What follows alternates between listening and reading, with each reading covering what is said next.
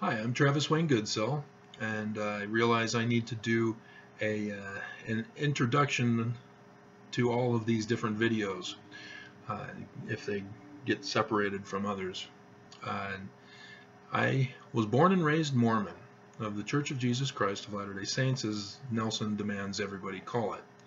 I have been in positions of high influence, not power and authority, influence, and have seen and been involved in many things that have gone on.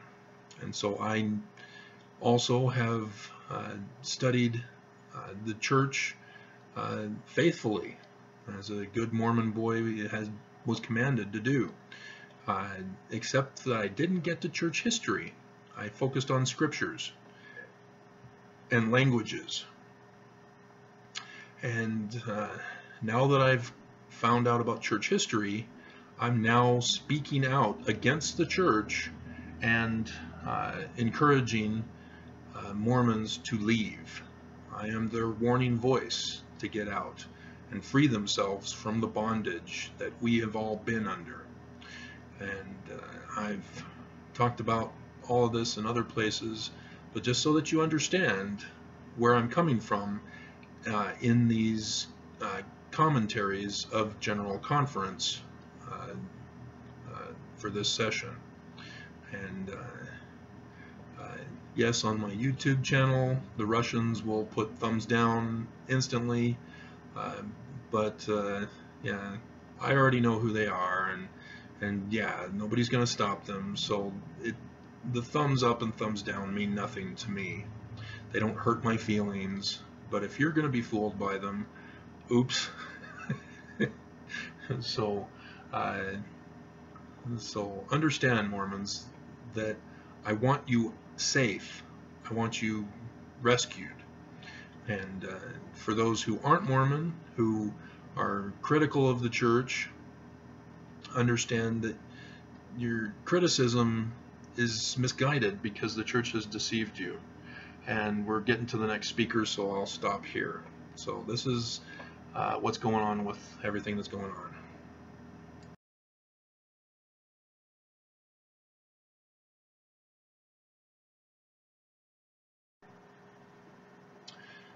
This is Travis Wayne Goodsell, and this is my review of the Church of Jesus Christ of Latter-day Saints' April 2019 General Conference. We've got 7 more minutes.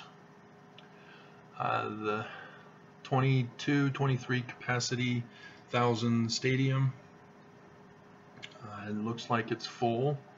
Everybody's now standing up at 6:51 left.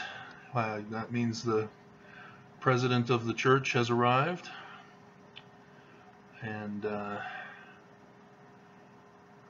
trying to see if all the apostles are in attendance. It doesn't look like it, but they're too far away.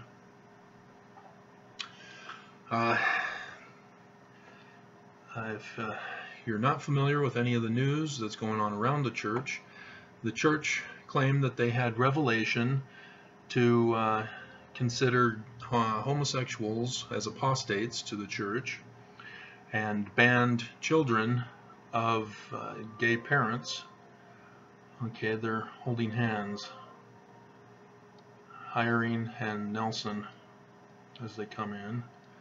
They pass by their wives.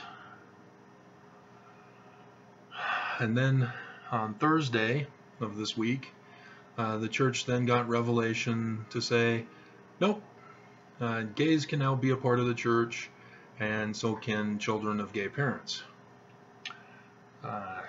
So, yeah. Which one's God's law for the Mormon God? Apparently he's a changing God in order to do that. And so all the seats seem to be filled for the apostles.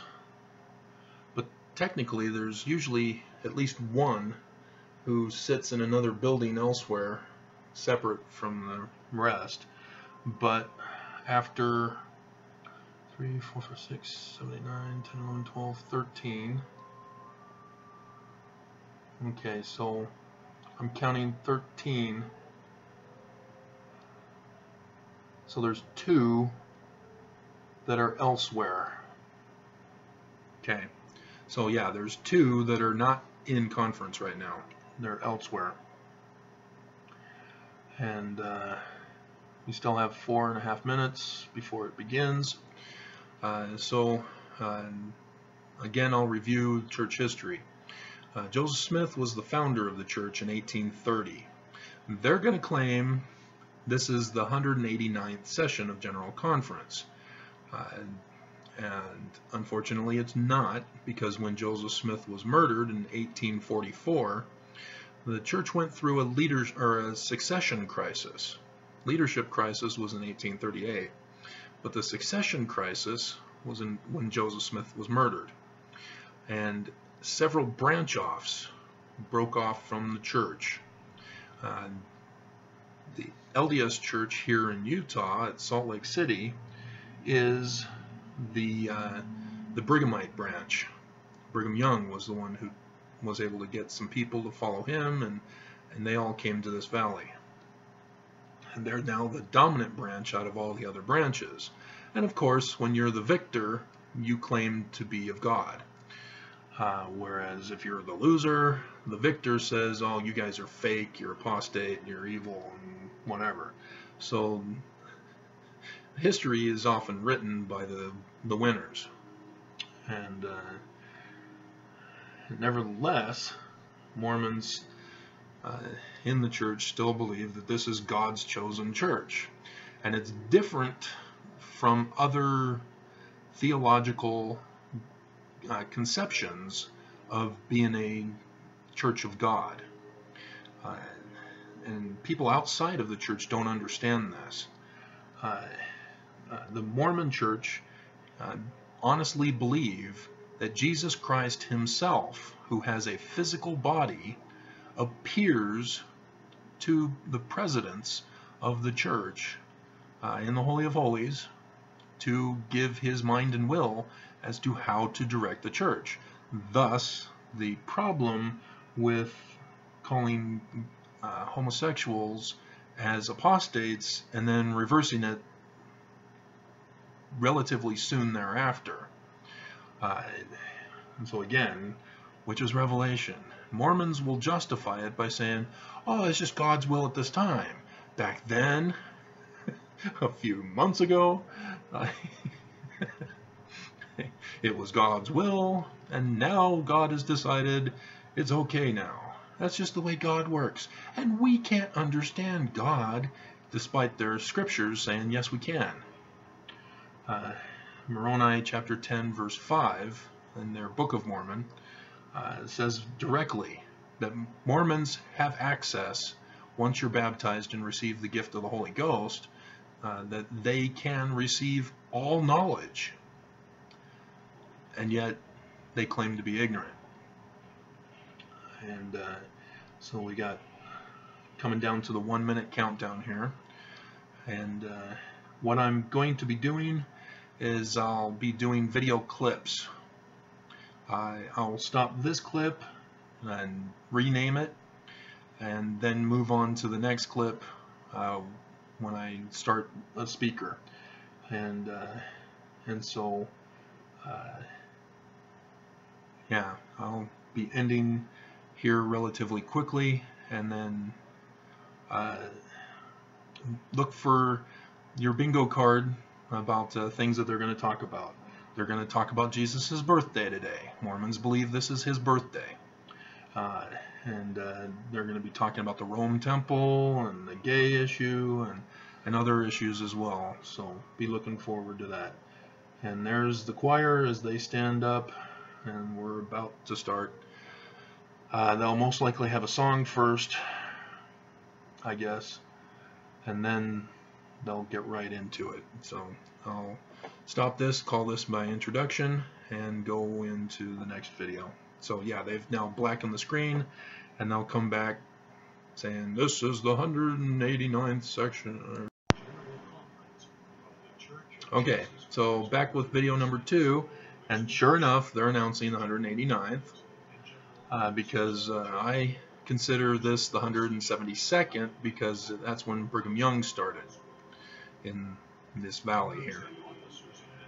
And they're going to talk about how nobody can do anything with this production, but they made it in the public domain.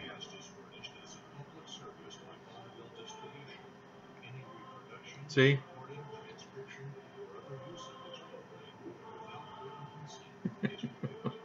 See, they say that nobody can record or anything like that, but then they make it public.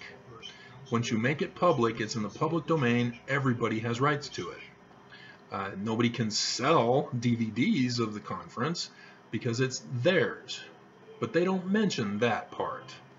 They try to silence everybody, just like every business does, every Hollywood studio and musician studios and blah blah blah. So here we go with the presider or the conductor, and it looks like Oaks. Yep. Brothers and sisters, we welcome you to the Saturday morning session of the 189th Annual General Conference of the Church of Jesus Which means he'll Christ speak last of Latter-day Saints. In this session. We extend a warm welcome to members and friends participating in the conference throughout the world, wherever you may be. President Russell M. Nelson, who presides at this conference, has asked me to conduct this session. I don't know why they bother. We all know. This session will be provided by the Tabernacle Choir at Temple Square under the direction of Mac Wilberg and Ryan Murphy, with Richard Elliott and Andrew Unsworth at the organ. You screwed up that name. The choir opened this meeting with "Now Let Us Rejoice," and will now favor us with "Press Forward, Saints." The invocation will then be offered by Elder Stephen E. Snow of the 70, after which the choir will sing "There is Sunshine in My Soul Today." Okay, so I'm only going to focus on prophets. I'm not going to focus on these other songs and stuff, so I'll stop and then come back once we have a prophet speaking, because they're the official guys. They're the official guys. They're the ones that change church policy. 70s have had success in some areas, and especially when a prophet backs it up. But for the most part, no.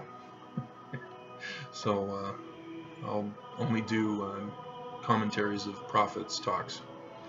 All right, so I'll do this as rename this and wait for the next one.